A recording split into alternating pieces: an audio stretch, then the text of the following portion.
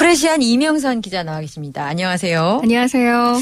이게 검색 엔진이라는 게 정확히 언제 등장한 거예요? 검색이라는 말 자체가 1999년 이전에는 자주 쓰이지 않았습니다. 현재 대표적인 검색 포털 사이트로 다음과 네이버가 있는데 네네. 다음은 1995년 한메일 서비스라는 메일 서비스를 시작으로 1999년에 카페와 포털 서비스를 선보였죠. 네. 그리고 네이버 같은 경우는 1999년에 처음부터 검색 포털로 시작했습니다. 아하, 그러면 99년이나 돼서야 네. 검색이라는 개념이 좀 확립이 됐군요. 현재의 검색 개념. 예, 그렇습니다. 사실 두 업체 간의 초반 경쟁은 다음이 좀 앞섰거든요. 한메일 다음 카페 엄청 유명했어요. 맞죠. 한메일 다 저 있으시죠? 한메일 있어요. 저도 아직도. 있어요. 요즘엔 좀 안 쓰는데. 뭐 요즘은 한메일 자체를 다음으로 바꿔서 .net이라는 메일 주소 그대로도 많이 쓰고 있고 저희 담당 PD님은 아직도 한메일 쓰시더라고요. 옛날 사람인가 봐요.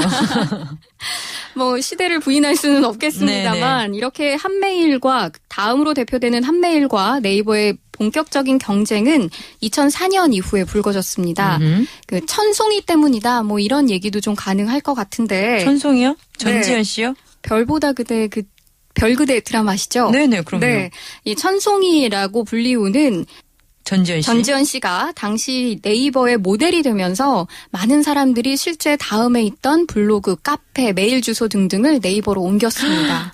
이 CF 기억납니다. 초록색 생각나세요? 모자 쓰고 날개 달린 그게 그때 그렇게 파급력이 있었어요? 굉장히 큰 서가에서 날개 달린 모자죠. 그리스 신화의 어떤 그 지식과 관련된 당시 소품을 활용한 거였는데 날아다니면서 굉장히 귀여운 말투로 네이버를 치세요라는 것과 함께 이 CF 자체가 화제가 됐습니다.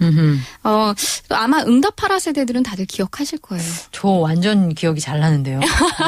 조금 나이가 의심되긴 합니다만. 자, 네. 그렇다면 이제 그러면 그런 시대에 이런 네. 포털 사이트가 없었을 때 사람들은 어디에 관심이 있었는지는 결국 신문을 통해서 신문이 어떤 키워드를 가지고 기사를 꾸렸는지를 보는 수밖에 없겠군요. 예, 그렇습니다. 그 1998년 추석은요. 음력 8월 15일이니까 당시로 10월 5일이었습니다. 네네. 지금보다 굉장히 늦었죠.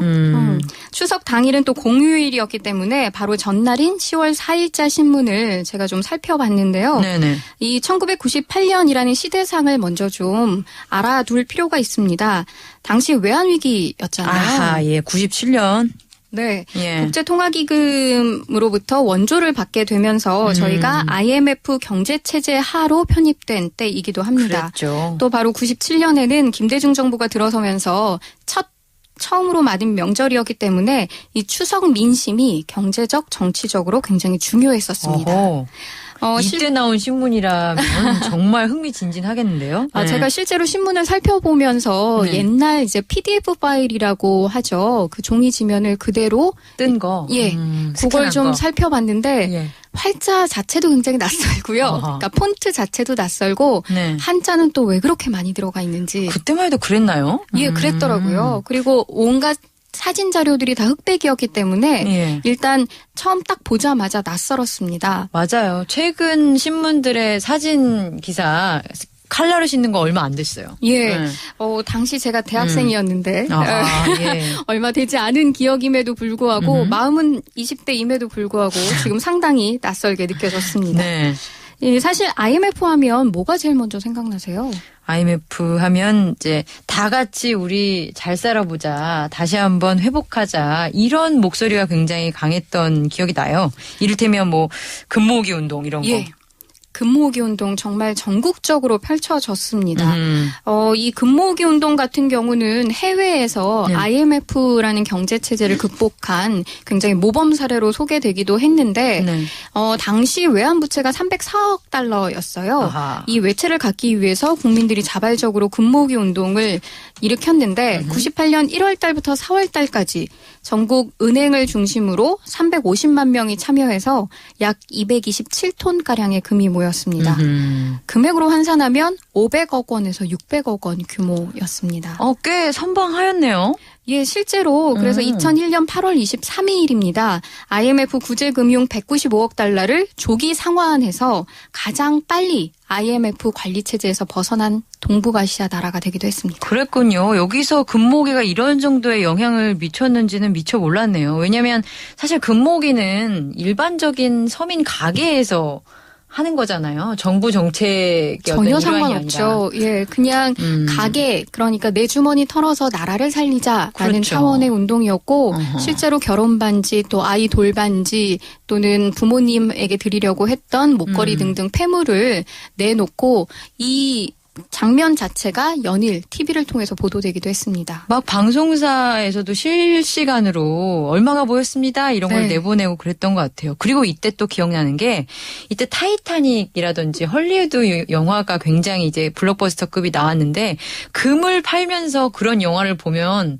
결국 상쇄된다. 우리가 모은 부가. 그러니까 보지 말자. 이런 담론까지 있었던 기억이 나요. 예, 맞습니다. 실제로 네. 외화를 보면 우리나라 국부가 외국으로 유출된다라는 아주 단순한 사고방식을 가지고 있어서 외국 제품 안 사기라던가 맞아요. 아니면 네. 외국 문물 당분간 즐기지 않기, 외국 여행 자제하기 등등의 움직임이 소비자죠. 실제 국민들 사이에서 일어났습니다. 참. 그런데 이렇게 자기의 어떤 오락을 포기하고 자기의 폐물을 팔면서 나섰던 일반 가게들이 사실은 이 시기에 많은 어려움을 겪었잖아요. 이를테면 구조조정을 당한다든지. 네. 아마 지금 같으면 이 구조조정 또는 워크아웃 단어 자체가 검색어 상위권에 올랐을 겁니다. 추석 전 여름까지만 해도 무려 159만 2천여 명 정도가 한꺼번에 직장을 잃는 대량 실업 사태가 벌어졌습니다. 159만 2천 명이요. 예, 160만 명에 육박하죠. 현대자동차가 대표적인데 1998년 6월 30일에 4,830명을 정리해고하겠다라고 발표한 이후에 그 해에만 만여 명을 전격 해고했습니다. 어허. 당시 그러면 뭐 신문들 톱 기사, 네. 그러니까 일면 헤드라인 기사는 다 구조조정, 네. 사람들 잘린다, 그리고 얼만큼 자른다 이런 얘기들이었겠어요. 예, 그래서 실제 추석 밥상에서도 선물을 못 갖고 집에 간다던가 아니면 올해만큼은 귀성하지 않겠다라는 아하. 민심들이 신문을 통해서 보도가 되기도 했습니다. 이미 추석 전에 금융과 석유화학 쪽의 구조조정이 일괄적으로 진행이 됐고 이후에는 건설 중장비와 전자업계로까지 번질 조짐을 보이고 있었어요. 어허. 그래서 조선일보 10월 4일자 신문을 보면 현대전자가 반도체, 통신 시스템, 단말기, 모니터 사업의 다른 사업을 모두 정리하고 있다. 이런 기사가 실렸고 이로 인해 2만 1천여 명이던 직원이 1만 6천여 명으로 줄 예정이다라고 말을 했습니다. 반면에 경향신문 일면 톱 같은 경우는요. 10월 4일자 같은 날입니다. 네. 5대 그룹만 살찐다라는 제목으로 기사를 뽑았는데요. 퇴출 노동자가 늘고 있고 공적 자금이 수혈되고 있지만 대기업 개혁 추진은 김대중 정부 들어서서 6개월이 지나도록 강간무소식이다라는 비판 기사였습니다. IMF가 당시에 우리가 그 구조조정을 통해서 위기에서 벗어났다는 얘기를 하지만 네. 동시에 양극화가 굉장히 심화된 시기였다라는 얘기를 하잖아요. 예, 맞습니다. 이때부터 그런 징후가 보였군요. 예, 실제로 정경련이 5대 그룹이라고 당시에 일컬어졌던 현대, 삼성, 대우, LG, SK 이렇게 빅딜 방안을 논의하면서 앞서 말씀드린 대로 분야별 조정을 하고 계열사 정리에 들어갔는데 계열사 정리라고 하면 일반적으로 노동자의 숫자를 가장 먼저 줄이게 되어 있죠. 그게 제일 티가 나잖아요. 예. 손쉬운 방법이고. 가장 손쉬운 방법으로 사실은 재벌들이 덩치를 줄였던 겁니다. 아니 근데 방금 그 5개 그룹 안에 대우가 있네요. 예, 얼마 전에 바로 검색어에 올랐던 대우그룹 김우중 전 회장. 사실 이때만 해도 우리나라 대표 재벌사였어요. 아, 그럼요. 예. 세계 경영하겠다라고 해서 해외 시장 개척에 나섰고 자서전도 엄청 팔렸잖아요. 맞습니다. 예. 지금도 그 신념에는 변함이 없다라는 걸 최근 정정하시더라고요. 인터뷰를 통해서 기자회견을 통해서 발표하기도 했습니다. 그때 또 말씀하셨던 거는 IMF와 관련한 정부 정책이 굉장히 잘못됐다. 오히려 내가 피해자다라는 그리고 입장이었죠. 조작 해체당했다라는 말씀을 하시는데요. 그만큼 이 IMF 때 대기업조차도 홍역을 알았다는 것을 방증하는 걸 것 같아요. 예, 이 사실 대우 같은 경우는 1998년 10월에 이미 어떤 조짐이 보였어요. 그때 신문을 들춰보니까 이런 기사가 있더라고요. 증권가에는 대우의 비상벨이 울리고 있다라는 보고서가 돌고 있다. 네. 그러나 대우는 그 이듬해죠. 1999년 8월에 나라에 이제 워크아웃을 신청했습니다. 그로 인해 국부가 당시 공적 자금만 30조 원이 넘게 들어갔고 이후에도 사실은 정말 계속해서 밑빠진 독에 물 붓기 형식으로 공적 자금이 투입됐죠. 지금까지도 얼마만큼의 공적 자금이 투입됐는지 모르고 당시 이 대우 사태와 관련된 노동자들이 몇 년간 이 김우중 회장이 어디 있는지 어디 머물고 있는지를 찾아서 전 세계를 배회하기도 맞아요. 했었습니다. 맞아요. 그랬던 기억이 나요. 네. 아니 이런 내용들이 일면이라면 우리가 흔히 말할 때 풍성한 한가위 되세요 라는 표현을 쓰잖아요. 네. 전혀 어울리지 않는 이슈들이 신문을 장식했다고 볼 수가 있는데 IMF와 추석이다. 네. IMF 추석 한마디로 우울했네요 상당히. 지금 생각해도 어떤 추석 명절이었을지 좀 감이 확 오는데 이런 경제난이 바로 서민 생활과 이어졌습니다. 직격탄을 맞았다고 해도 과언이 아닌데 당시 신문은 IMF 추석이라는 말로 제목을 뽑기도 했습니다. 역시 10월 4일자 경향신문을 보면요. 공단 노동자를 위한 귀성버스도 호텔에서 여유 있게 휴가를 보내는 중산층도 찾아보기 쉽지 않다. 썰렁한 IMF 추석이다라고 보도를 했습니다. 예. 당시 이 귀성버스 비용이 50여만 원, 한 대에 50여만 원 정도 했다고 해요. 네. 근데 관례처럼 제공해오던 귀성 서비스를 중단한 건데요. 실제로 서울 구로공단 464개 입주업체 중에서 단 한 곳만, 그것도 달랑 버스 한 대만 빌렸습니다. 그러니까 결국 한 5, 60명 정도 빽빽하게 앉아도 5, 60명 정도만 귀성버스를 이용해서 귀향을 한 거죠. 수도권 일대도 마찬가지여서 구로, 부평, 남동, 시와 등 7개 공단이 입주해 있는 7천여 개 업체 중에 20곳만 귀성버스를 준비했습니다. 역시 한 900명 남짓 정도만 이 버스를 이용할 수 있는 수준이었다고 합니다. 아니 이거 보면서 안타까운 게 이런 관행이 있었나 싶어요. 지금은 전혀 찾아볼 수 없는 거 아니에요 이거? 지금 정말 눈 씻고 찾아봐도 어렵죠. 오히려 서울역에서 추석이나 설 명절에 티켓을 개별적으로 끊으려는 행렬이 줄을 잇고 있고 밤샘도 마다하지 않고 있는데 이때만 하더라도 그래도 기업이 고향으로 귀성하는 데만큼은 적극적으로 나섰습니다. 아마 그 국민적 공감대가 명절이면 고향에 가서 앞서 말씀하신 것처럼 따뜻한 한가위, 따뜻한 설을 지내기 위한 그 심리가 굉장히 강했던 거고요. 그 일종의 사회적 약속 같은 게 있었던 거 아니에요. 그렇죠. 누가 시키지도 않았는데 회사들이 알아서 하는 것이 IMF 때 어려워지니까 없어졌고 저는 이런 관행이 있었는지 전통이라고 표현하는 게 맞겠네요. 이런 게 있었는지도 까먹고 있었어요. 일종의 관례라고는 하지만 사실은 사측과 노동자 측에 굉장히 단합이 잘 됐고 도모하는 바가 있었다는 건데요. 비정규직 보호법이라고 알려져 있는 비정규직 차별법. 네. 사실 실제적으로 김영삼 정부 말기인 1997년에 제정이 됐습니다. 이 여파는 역시 IMF를 강타했고요. IMF를 통해서 구조조정이라는 이름으로 비정규직 굉장히 대거 양산됐죠. 실질적으로 저 같은 경우는 2000년대 졸업을 했는데 네. 제가 직장 생활을 하던 때만 하더라도 제 신분이 비정규직이다라는 생각은 못 했었어요. 그러니까 지금으로 보면 단기 계약직에 해당될 텐데 6개월 정도 근무를 해라 또는 3개월 정도 근무를 해라. 이후 성과를 보고 인력 조정과 상황을 살펴봐서 정식 계약을 하겠다라는 정도의 조건들이 굉장히 많이 붙었고 2000년대 들어서 IMF를 벗어난 그 시대를 겪은 졸업생들이 2000년대 이후 취업하는 데 있어서 3개월이나 6개월 정도의 인턴십은 당연한 것처럼 여겨지기도 했습니다. 그래서 참 우울하네요. 그러고 보니까 이때 이른바 소맥이 탄생했던 것 같아요. 기억하시는군요. 네. 당시만 하더라도 음주 문화의 대표격이 바로 양주와 맥주를 혼합한 형태였습니다. 아니 지금 이 언론계에서도 소맥을 굉장히 많이 먹고 뭐 검사들도 많이 먹는다라고 그래서 소맥이 굉장히 오래된 역사를 갖고 있는 것 같지만 이게 이때 나왔더라고요. 양주가 비싸서. 예. 수입 제품이 주를 이뤘던 양주. 그 국내 뭐 양주도 있긴 했습니다만 일반적으로 양주하면 수입 주류잖아요. 그 수입 물가가 상승하기 시작하면서 양주 대신 맥주를 소주와 섞어 먹는 그런 주류 문화가 시작됐다고 해도 과언이 아니죠. 좀 더 가슴이 아픈 건 이때 주류 업계에서도 소주와 맥주의 가격을 모두 시켰습니다. 아, 내렸어요? 그만큼 내수 경기가 침체되어 있었고 소비자들 자체가 주류조차 그러니까 아하. 속상해서 술 마시는 것조차 꺼렸다는 거죠. 그래서 IMF형 소주라는 단어가 신문 지면에 오르내리기도 했습니다. 아, 그래요? IMF 추석에 이어서 아마 IMF 소주라는 것 자체도 지금으로 따지면 검색어에 오르지 않았을까 네, 이런 생각이 듭니다. IMF 소주가 뭐예요? 대표 소주 회사인 진로에서 네. 주력 제품 외에 신제품 자체를 순한 진로라는 이름으로 출시하면서 가격을 낮췄는데요. 아, 당시 출고 가격이 539원이었고 네. 소비자들의 구매 가격은 650원 안팎이었습니다.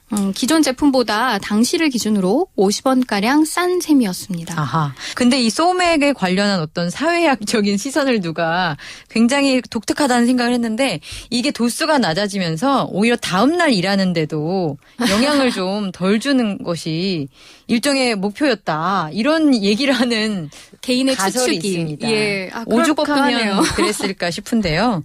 맥주 시장도 만만치 않았겠어요? 예, 맥주 시장은 사실 당시 98년 전후로 만년 2위였던 오비가 벨기에 맥주 회사와 경영권을 나눠 가지면서 업계 1위로 올라섰습니다. 아하. 굉장히 오랜 수건이 풀린 셈이었는데 벨기에 맥주 회사요? 예. 근데 이마저도 사실은 IMF로 인해 자력갱생이 힘들어지자 어쩔 수 없이 외국 자본을 끌어들여서 아, 벨기에? 네, 현금을 보충했던 거죠. 음흠. 뭐 하이트 맥주 당시까지 업계 1위였던 하이트 맥주도 외화 유치의 혈안이었습니다. 네. 그래서 10월 4일자 신문에 이런 문구를 또 발견할 수 있었어요.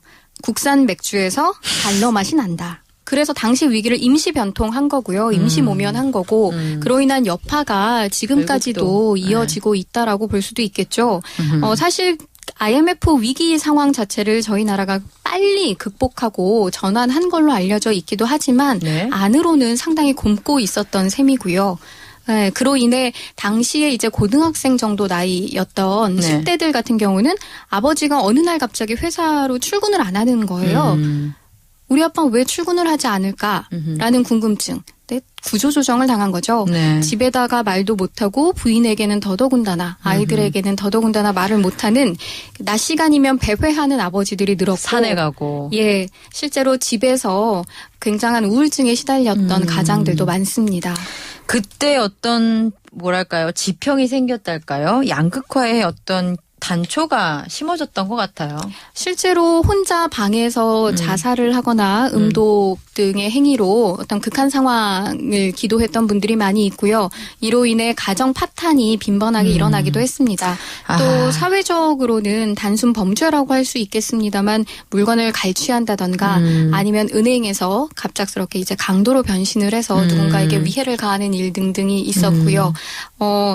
이혼 가정도 굉장히 늘어서 이혼 이후에 어떡해요? 양육과 관련된 문제들이 사회적 이슈로 떠오르기도 했습니다. 그러게요. 이혼을 할 경우 양육비 문제가 굉장히 컸는데 일부 엄마들 입장에선 어머니 입장에서는 아버지인 남편이 회사에서 구조조정을 당하게 되니까 내가 식당에서 그릇이라도 닦으면서 아이 양육비를 대겠다. 이혼만 해다오. 뭐 이런 좀 어떻게 보면 처절한 몸부림이죠. 부부간의 불화로 인해서 이혼이 되는 게 아니라 경제적 사회적 여건 속에 내 아이만이라도 지키고 내 아이만이라도 기르겠다라는 모성애 또는 부성애가 이혼이라는 극한 상황으로 치닫기도 했습니다. 결국 어떤 먹고 사는 문제가 가정사에도 엄청 영향을 미치는 거는 예나 지금이나 같은 문제인 것 같아요. 예. 계속 우리가 잊고 있는 게 지금 이런 끔찍한 상황들이 아픈 현상들이 다 추석 때 일어났다는 거죠. 추석 시기에. 예. 그럼 추석 선물 세트 이런 것도 굉장히 좀 간소해지고. 네, 지금으로 보면 좀 놀랄 일이긴 한데 네. IMF 이후에 처음 맞는 추석이다 보니까 각 기업들이 실질적으로 물량을 줄였어요. 그러니까 생산 자체를 10에서 20%가량 줄인 겁니다. 네네. 소비가 그만큼 안 되고 있었다는 반증이기도 한데 또 의외로 가격을 낮추고 물량을 줄였더니 잘 팔린 거예요. 이때부터 이렇게 가격의 극과 극 컨셉트가 생겼다고 하더라고요. 아마 굉장히 비싼 물건들은 잘 팔렸을 그렇죠. 거예요. 1% 정도로 대변할 수 있는 사회 어떤 주류층에서 이때다, 혹이다라고 하고 실제로 대량 구매를 했고요. 많이 얘기하는 명품 고가 장식품들이 이때 실제 백화점에서 저희가 이제 그 환율 자체가 변동폭이 커졌잖아요. 네. 그때를 이용해서 일시적으로 구매하는 현상이 일어나기도 했습니다. 반면으로는 백화점에서 구매하던 소비 패턴이 할인점으로 옮겨가면서 식용유 세트 같은 경우는 5,000원에서 10,000원대까지 나오기도 했고요. 괜찮네요. 지금도 사실은 10,000원대 이런 선물 패키지가 없다시피 하거든요. 네. 근데 당시 15년 전, 약 15년 벌써 전과 15년 전이구나. 비교하면 굉장히 큰 폭의 하락이었죠. 이게 결국은 중산층 몰락의 어떤 증거일 수도 있겠네요. 추석 선물 세트가 어떻게 나갔냐라는 게. 올해 추석 선물 세트도 좀 꼼꼼히 그런 점에선 살펴볼 법한데 네. 이게 비슷한 걸로 알고 있어요. 제가 며칠 전에 하나로마트라고 해서 농협에서 운영하고 있는 유통센터에서 살펴봤는데 사실 10,000원대 추석 선물이라는 건 거의 없고요. 싸도 30,000원대 초반부터 시작을 합니다. 그러나 이때부터 생필품이라고 해서 치약이라던가 식용유 이런 중심의 네. 선물 세트들이 늘었죠. 그 전까지는 추석 선물이라고 하면 뭐 지금도 마찬가지입니다만 한우와 같은 네. 굉장히 고급화된 물건들이 백화점 전면에 설치가 그렇죠. 되기도 했었죠. 네. 선물로 칫솔 주는 거가 예전에는 좀 결례였다고 하더라고요. 근데 불합법합니다. IMF 때는 진짜 필요한 거. 그리고 내가 가진 돈으로 그래도 정성을 표시하면서 당장 상대한테도 도움이 될 수 있는 거. 예. 싼 거. 이런 문화가 생겼다고 하더라고요. 그래서인지 당시 추석 영화도 트렌드가 확 바뀌었어요. 영화는 또 어떻게 됐나요? 원래 추석 극장가 하면 이때만큼 호재가 없잖아요. 그렇죠. 근데 전체적으로 소비가 줄다 보니까 문화에 대한 소비도 다운될 수밖에 없었는데요. 이때는 접속이라는 영화를 시작으로 처녀들의 저녁 식사와 같은 네. 대표적인 흥행 작품이 아닐 것 같은 말랑말랑한 멜로물과 조금은 이색적인 작품들이 인기를 끌었습니다. 97년에는 전도연 한석규 주연의 접속이 추석 극장가를 평정을 했는데 이후인 98년 추석가에는 처녀들의 저녁 식사라고 해서 강수연, 진희경, 김여진 이 세 배우가 페미니즘 성격의 영화의 주인공으로 등장해서 당시 젊은 미혼 여성들의 성생활 그리고 이성에 대한 관계 등을 오밀조밀하게 포장한 이 처녀들의 저녁 식사가 인기를 끌었습니다. 이게 좀 의외네요. 보셨어요? 저는 봤죠, 이거. 저도 네. 봤는데 네. 서울에서만 29만 명의 관객이 찾았다고 하니까 앞서 성룡과 어떤 액션으로만 쭉 채워지던 그렇죠. 추석 극장가에 굉장히 특이한 현상 중 맞아요. 하나였습니다. 가족 영화를 보통 추석 때 만들거든요. 왜냐하면 최대한 많은 소비자들을 끌어모아야 되니까. 네. 그런데 이거는 딱 솔직히 여자들 그리고 미혼 여성 당시 미혼 여성들이 많이 봤을 법한 영화가 인기를 끌었다는 게 되게 의외네요. 추석에 이런 멜론의 이색 장르가 인기를 끌었던 건 역시 IMF 특수 상황 때문인데 그런가요? 안방가에서도 드라마가 역경을 이겨낸 젊은이들의 어떤 노력 그리고 성공담을 담은 IMF 시름 덜어주기 뭐 이런 의미의 드라마들이 늘었습니다. 우린 다 이겨낼 수 있어 이런 메시지를 주로 담고 있는. 이것도 무척 슬픈데요. 네. 당시까지만 하더라도 안방 드라마에서는 누군가가 죽는 상황 자체를 굉장히 거리를 뒀습니다. 그랬나요? 지금은 뭐 한 해에도 몇 명씩 죽는데 안 그랬나 봐요. 지금은 오히려 죽어야지 시청률이 오른다 뭐 이런 얘기가 있는데 막 죽이는데. 당시 1998년 IMF 전후로는 네. 그런 사고사 위주가 아니라 부도가 나서 아하. 집안의 가장이 자살하는 그런 환경과 배경을 가진 젊은이들이 그 역경을 이겨내는 형태의 드라마가 나왔습니다. 시대적 배경은 IMF에 드되 우리가 네. 이겨낼 수 있다는 메시지를 주고자 한 거군요. 한마디로. 예. 그런데 가족들이 모여서 보는 안방 드라마에서 가장이 비관 자살을 했다. 라는 소재가 전면에 등장했다는 건 역시나 당시의 우울증이 또 당시의 현실적인 심각성이 얼마나 컸었는지를 보여주는 거죠. 근데 지금 쭉 얘기를 들어보니까 네. 상황이 지금이랑 크게 다르지 않는다는 인상을 좀 받거든요. 저도 그래서 그냥 무턱대고 검색을 해봤는데 1998년 추석 상황이 지금과 다르지 않다는 생각이 너무 많이 들어서 좀 중간중간 소름이 끼치기도 했습니다. 네, 이게 15년 전 얘기라는 생각이 드는데요. 특히 박근혜 정부가 창조경제 또 경제활성화 정책 이런 것들을 대거 쏟아내면서 경제 살리기에 주력하고 있는데 네. 재벌들은 새로운 성장 산업으로 인한 동력을 발굴하지 못하고 정치권은 민생 법안이라는 허울로 눈 가리고 아웅하는 차태에 이르렀죠. 네. 근데 드라마 배경에서도 드러나듯이 이런 극단적인 사회상이 드라마에서 펼쳐진 만큼 오히려 사회적 불안감은 15년 전이나 지금이나 별반 다르지 않고 가중됐다라고도 생각할 수 있을 것 같습니다. 오히려 더 심해졌을 수도 있을 것 같습니다. 한번 희망을 저희도 찾아보죠. 여기까지 듣겠습니다. 감사합니다. 고맙습니다. 프레시안 이명선 기자였습니다.